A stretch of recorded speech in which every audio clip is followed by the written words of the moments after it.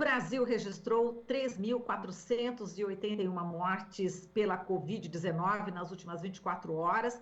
Desde o início da pandemia, morreram 38.530 pessoas. Na última semana, a média de mortes ficou em 2.830. A tendência de estabilidade, mas em patamares altíssimos. E a gente está falando aqui muitos números, mas são pessoas que perderam vidas e os nossos profundos sentimentos aqui de toda a nossa equipe. Bom, vamos falar sobre esse assunto com a Lúcia Souto, ela que é médica sanitarista, pesquisadora da Fiocruz e presidenta do Centro Brasileiro de Estudos da Saúde, SEBS. Oi, Lúcia, bom dia. Bom dia, Marilu. Bom dia a todas e a todos que estão assistindo a gente, né, conversando conosco. Então, Lúcia, vamos falar aqui sobre a questão judicial, né, já da Covid. O ministro do Supremo Tribunal Federal, Marco Aurélio Mello, na última sexta-feira, decidiu que a Advocacia Geral da União e a Procuradoria-Geral da República tinham até ontem, né, para emitir uma manifestação e um parecer sobre a arguição de descumprimento de preceito fundamental, número 822, conhecida como a DPF do lockdown. Essa DPF pede um lockdown de 21 dias no país e outras medidas também para tentar reverter aí os altos índices de casos e mortes decorrentes da Covid-19 e foi justamente ajuizada no começo do mês pelo Centro Brasileiro de Estudos de Saúde, SEBS, do qual você faz parte, né, Lúcia? Entidades da Frente pela Vida e centrais sindicais. Agora, eu queria saber de você, Lúcia, se já tem alguma resposta da AGU-PGR, já que o prazo foi até ontem, né, que o Marco Aurélio de Mello deu para eles se pronunciarem. Como é que está essa tramitação, inclusive, agora, a partir de agora? Diga.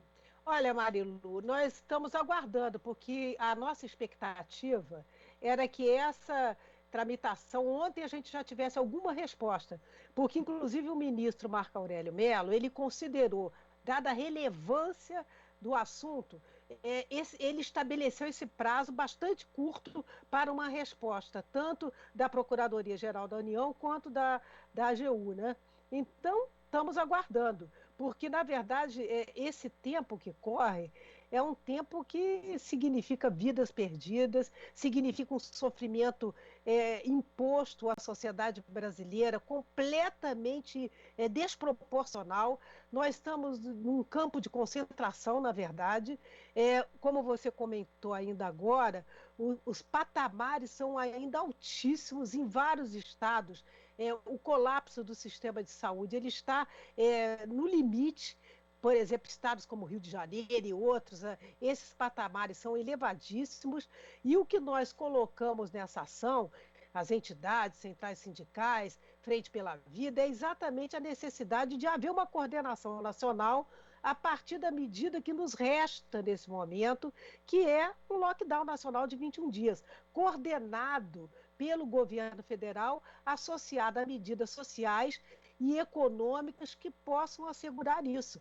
Nós não podemos desistir de termos medidas que possam, de fato, enfrentar essa escalada da pandemia no Brasil. A atuação do ministro Marco Aurélio em relação a esse pedido, né, de lockdown de 21 dias que todas as entidades aí representadas da saúde pediram e também outros cientistas, ele considera relevante esse pedido, é uma pista de que ele realmente está antenado com esse pedido e é possível que ele tome atitudes mais enérgicas que a situação necessita? Olha, Marilu, eu imagino que sim, porque senão essa relevância não seria considerada. E também é bom a gente lembrar que esse momento, muitas camadas, digamos assim, da sociedade estão se movimentando dada a gravidade da situação, né? Então, não só essa ação nossa, que é uma ação robusta, muito bem fundamentada, e é uma ação importante politicamente, porque ela associa todas as entidades da saúde coletiva, da ciência, com centrais sindicais. Quer dizer, então é algo de uma robustez do ponto de vista do movimento sociais bastante significativa. E também no momento que corre a instalação de uma CPI, que com certeza vai apurar as responsabilidades desse projeto, deste governo genocida que está em curso no Brasil. Quer dizer, desde a estratégia da imunidade de rebanho, da imunidade coletiva que ele propôs o governo, esse governo, desde o início, a adoção de um kit de medicamentos que não só não funciona, não tem nenhuma validade para a Covid, como, ao contrário, são algumas drogas tóxicas e que estão levando já à morte inúmeros pacientes que tiveram essa adoção desse kit Covid, digamos assim, a aglomeração incentivada pelo governo nessa falsa dicotomia entre economia e vida, porque ele não toma as medidas que o mundo inteiro está tomando para assegurar medidas sociais e econômicas que as pessoas possam realmente atravessar essa turbulência que nós estamos vivendo nesse momento. Então, associada a essa nossa ação, que foi considerada relevante pelo ministro Marco Aurélio Mello, eu acho que nós podemos estar construindo ações importantes de enfrentamento da pandemia por manifestação da sociedade. E, Lúcia, a Câmara dos Deputados aprovou ontem à noite o texto base do projeto que considera aulas presenciais de educação básica e superior como serviços e atividades essenciais mesmo na pandemia. Esse texto base teve 276 votos a favor, 164 contra, então tem parlamentares aí que estão presentes, né, tentando impedir que as escolas sejam aí essenciais nesse momento. Agora, o projeto vai, inclusive, para o Senado, né? No caso de estados e municípios, existe aí uma ressalva, né, que proíbe a suspensão das atividades educacionais em formato presencial, exceto quando as condições sanitárias de estados e municípios não permitirem. Aí entram aí os prefeitos e governadores que vão decidir. Como é que você vê aí a aprovação desse projeto na Câmara dos Deputados? Esse que é o drama e a tragédia brasileira nesse momento. Num instante que nós precisamos de união, de coordenação nacional, de todos estarem alinhados na mesma direção, que é o enfrentamento da pandemia, gravíssima no Brasil, preocupação do mundo inteiro, nós temos um Congresso Nacional que coloca esse tipo de medida em votação. Quer dizer, no lugar de estar contribuindo, ninguém é contra a aula ou a favor de aula, isso é uma coisa até ridícula. Quer dizer, nós estamos colocando a necessidade do país estar alinhado nesse momento e nada é tão urgente que não seja a vida das pessoas. A maior urgência nesse momento é proteger e salvar a vida de pessoas. Então, tudo pode ser adiado 15 dias, pode ser deslocado um pouco mais para frente, como todos os países do mundo fizeram. Eu até sempre estou citando o exemplo da Inglaterra, que é um ministro de extrema-direita, que é o Boris Johnson, que desde dezembro a Inglaterra está em lockdown, Marilu. Desde dezembro. A flexibilização na Inglaterra começa só agora, com vários critérios para que essa flexibilização se dê num país, diga-se de passagem, que está com altíssimo índice de vacinação. Quer dizer, então, você vê que as pessoas estão levando a sério, como a Organização Mundial da Saúde, através do Tedros Adhanom, em todas as entrevistas que ele deu no mês de março, ele disse que o Brasil precisa levar a sério a pandemia. Quer dizer, nós queremos que o Congresso Nacional leve a sério a pandemia. Ninguém está querendo interromper atividades porque considera levianamente. Uhum. Essas atividades serão interrompidas porque é necessário nesse momento. Apenas isso. Quer dizer, então, essa briga diária que o Brasil está vivendo, por exemplo, o Rio de Janeiro hoje, a prefeitura tinha feito medidas de restrição e houve uma ação judicial para que fosse interrompida. É um inferno. Governadores e prefeitos o dia inteiro estão submetidos a uma briga sem sentido. Quando a palavra fundamental nesse momento é a união do país inteiro para enfrentar essa pandemia, que quanto mais rápido e mais rigorosos nós formos, mais breve será esse tempo que a gente terá que viver. Essa é que é a verdade. Entendeu? Enquanto ficar essa divisão do país, essa briga interminável, nós teremos resultados os piores, como já estamos tendo até agora.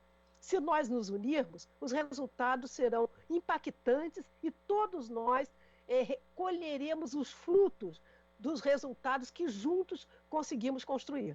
Ah, é angustiante, né, Lúcia? Realmente é tão óbvio, né? Assim, é tão. Vocês, cientistas, já estão falando isso há tanto tempo e a gente não vê, né, esse resultado e é angustiante demais. Bom, você disse que a Covid é preocupação mundial, de fato é. Mais de 200 pesquisadores aí de todo o mundo, incluindo 3 ganhadores do Prêmio Nobel, assinaram uma carta aberta de solidariedade aos colegas acadêmicos e cientistas e ao povo brasileiro diante dessa crise sanitária que a gente está vivendo, né? E um dos trechos da carta associa a catástrofe sanitária à gestão desastrosa do presidente Bolsonaro e que ele deve ser responsabilizado tanto pela condução da crise sanitária, pela explosão de mortes e aumento das desigualdades no país também. E no Parlamento Europeu, né, Lúcia, cresce a pressão também contra o Bolsonaro, contra a própria União Europeia, porque não tem relações comerciais com o Mercosul, por causa da situação do Brasil.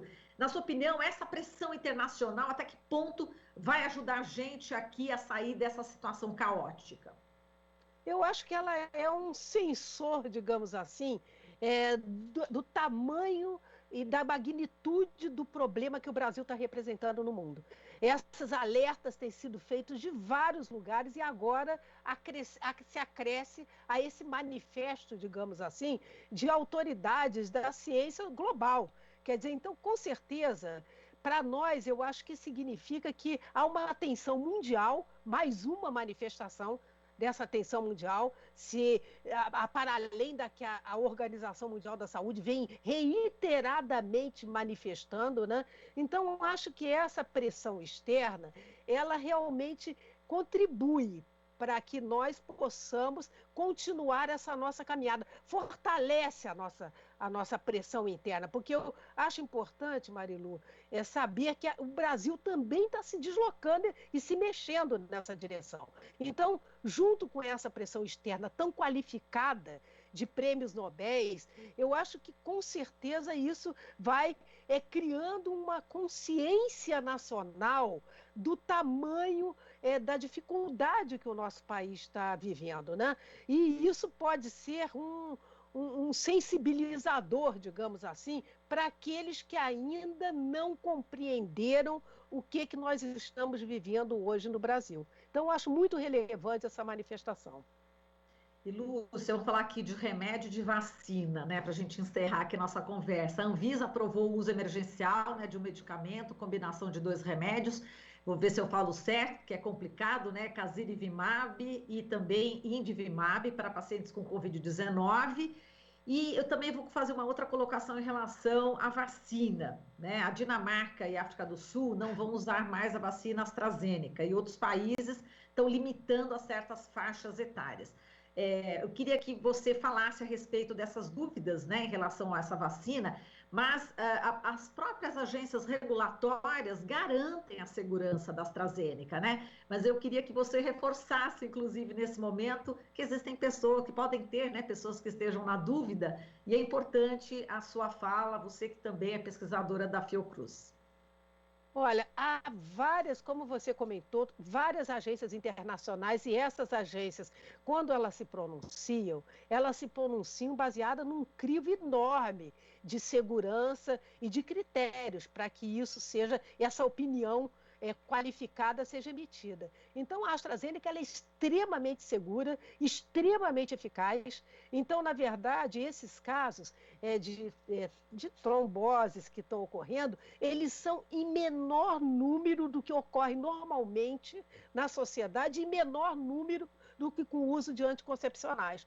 Então, na verdade, essa questão ela está sendo rigorosamente acompanhada e tem que ser, acho importante que o seja, mas todos os acompanhamentos já indicam que teremos que continuar a vacina com a AstraZeneca, que ela é segura, eficaz e que os benefícios que ela traz são incomparavelmente superiores a esses irrisórios riscos que possivelmente poderão estar ou não associados à vacinação.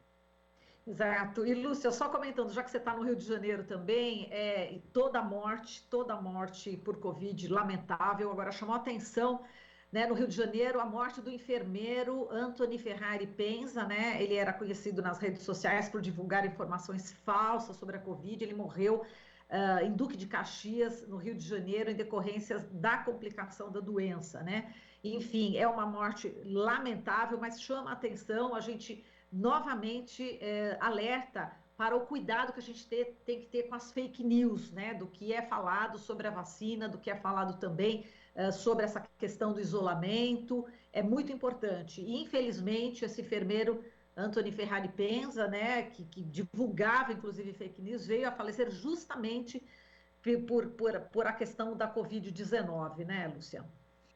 Olha, Marilu, eu fico me perguntando sempre o que precisa mais acontecer para que a gente possa ter essa compreensão que você está colocando. Porque o enfermeiro é um profissional de saúde, como também médicos do CFM, também como médicos, não têm o direito de prescrever e de orientar essas mentiradas, essas fake news. Então, na verdade, o império da fake news que nós estamos vivendo, ele é gravíssimo, porque já estão tendo mortes, inclusive do próprio que estava apregoando e divulgando esse tipo de tratamento que não existe, e outros tantos que a gente tem visto agora, recentemente, que também foram vítimas, dizendo que estavam fazendo tratamento precoce, mas que morreram.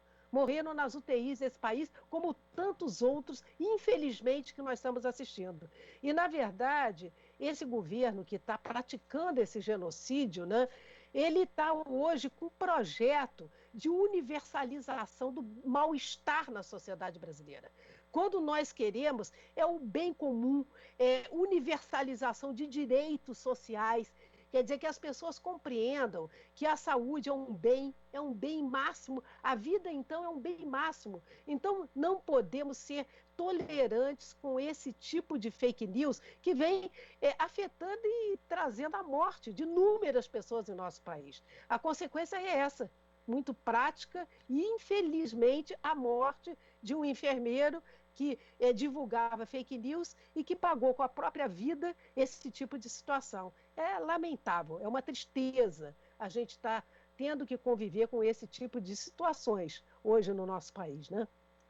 Estimuladas pelo presidente da República, o que é mais grave ainda, que até agora continua pregando o uso desse kit, continua pregando aglomeração, continua não usando máscaras. Quer dizer, é realmente o limite do insuportável o que nós estamos vivendo hoje no país. Perfeito, é o limite do insuportável. Perfeito, Lúcia, é exatamente o que a gente está sentindo. A gente agradece aqui a sua participação. Forte abraço para você e bom trabalho. Forte abraço, Marilu. Falamos aqui com a Lúcia Souto, médica sanitarista, pesquisadora da Fiocruz e presidenta do Centro Brasileiro de Estudos da Saúde, o CEPS. Você está ouvindo Jornal Brasil Atual. As notícias que os outros não dão.